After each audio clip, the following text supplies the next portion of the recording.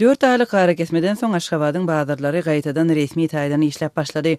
Habarçylaryň söýlerine görä, bazarlaryň täzeden işe başlamagy bilen pandemiýa döwründe ýylatyň durmuş ykdysady problemalarynyň agyrlaşanlygy hasam gözeýilýär. Bu da karalykdan soň Aşgabatyň bazarlary şuňlar köpçüligiň barýan ýeri bolup, ýaşaýjylar bazara sowda etmek, satyn almak üçin barýarlar. Bu aralykda bazarlardaky ýagdaý häzirki ykdysady ýagdaýy we gulplama wagtynda ýylatyň hasam agyrlaşan meselelerini görkezýär. Alyjylar azyk önümleriniň bahasynyň ýokarydygyna geň alýarlar. Bahalar bazarlaryň ýapylmagyndan öňkü ýagdaýda galan ýaly. Dollaryň hümmeti bolsa bahalara hiç ýyly täsir etmeýär. Adamlar ýeňeşik dukanlaryna girýärler we köplenç hiç da satyn alman çykýarlar. Dip Azatlyň habarçylarynyň biri 20 dekabrda görünýärdi. Alternativ bazarynda şuňlar girelgede we bazaryň içinde ýüzlerçe aýal Amerikan dollaryny gara bazar narhyndan satýar, şeýle-de altyn we kümüş hödürleýär. Habarçylaryň aýdyşyna görä altyn kümüşi alyp satýanlar bilen birlikde şaý seplerini, toý ýüzüklerini zerurlyk sebäpli arzan bahadan satýan adaty adamlar hem bar. Gaýtadan işe başlanan bazarlardaky öňkü problemalaryň ençemete hem saklanyp galypdyr. Bazarlarda bank kartlary bilen tölegleri kabul etmekden ýüz öwrülmegi alyjylary gaharlandyrýar.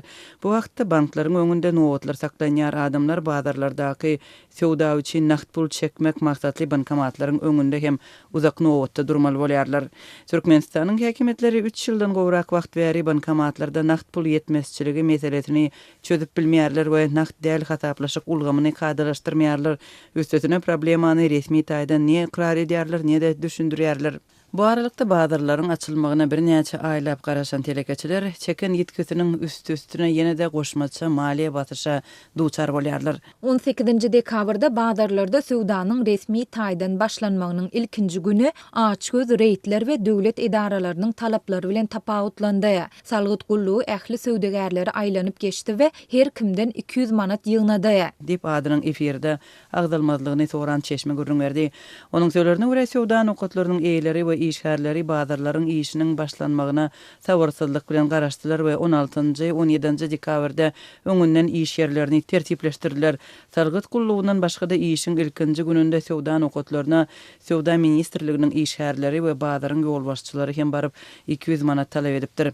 Azatlyň habarçylary bazarlardaky barlyklaryň we talaplaryň telekeçileriň arasynda nägileligi döredönligini aýtdy. Hususan da dokma önümlerini ýaglyk we mata satýan aýallar pul gazanmak mümkinçiliginiň berilmegini talap edip häkimetleriň talaplaryna garşy çykypdyr. Käbir bazarlarda barlykçylaryň sany hasam köp bolupdyr. Hususan da garaşsyzlygyň 15 ýyllygy ýylamy bazarynda barlyklary ýangyn söndürüjüler we sanitariýa hem epidemiologiýa stansiýalarynyň işgärleri gatnaşypdyr. Olaryň täze talaplary we bahanalary köpeldi. Indi dukanlaryň girelgelerinde halçalar bolmaly. Täze ýyl üçin bedegler hem gerek. Ýa-da satyjylaryň ýüzlerindäki maskalar köneleşipdir. Dip dukan eýeti görünýär. Telekeçileri edilen batyş bahalara we assortimenta täsir etdi. Aşgabatyň häkimetleri dukanlardaky we bazarlardaky käbir harytlary satyn alynan bahasyndan hem arzan satmagy talap edýärler. Bu ýagdaýda telekeçiler harytlaryny satmazlygy makul bilýärler. Süýjüleri satyn alynan bahasyndan hem arzan satmaga mejbur edýärler. Mysal üçin 60 manada durýan süýjüleri 25 manatdan satdyrýarlar. Bir näçe dukan öz önümlerini gizledi. Mysal üçin kalbasalary 1 kilogramyny 38 manatdan ýokary satmazlyk barada buyruk geldi diýip adynyň agdalmalygy şerti bilen söhbetleşip bolan çeşmeleriň ýene biri gurrunýardy. Kiçik hususy dukanlaryň eýleri ýarym ýer zeminlerde ýerleşýän hyzmat kärhanalary hem maliýe batyrşa tede bar boldular. Etrap häkimlikleriniň wekilleri dukanlary we salonlara şol sanda delikanalara abatlaýyş işlerini edýän kärhanalar hem atelýelere barıp görýärler hem dukanlaryň töwerekleri bilen çäklenmän şäheriň beýleki ýerlerini hem merkeze seýilgähleri täze ýyla bezemek üçin pul talap edýärler. Aşgabatyň häkimlikleri bolup geçen ýagdaýlary resmi taýdan kommentirlemekden boyun gaçyrýarlar. Paýtagtyň bazarlarynyň 18 dekabrdan işläp başlamagyna ruhsat berilende satyjylardan koronawirusyň ýokdugy baradaky resmi nama talap edildi. Habarçylaryň aýtmagyna görä resmiýetiň talaby COVID-19-nyň ýokdugy baradaky resmi nama bilen çäklenmedi. Test etdirmek talap edildi. Käbir bazarlarda medisina postlary guruldy we bazar işgärleri burnundan test tapşyrmagy we muňa 100 manat tölemäge mejbur boldy.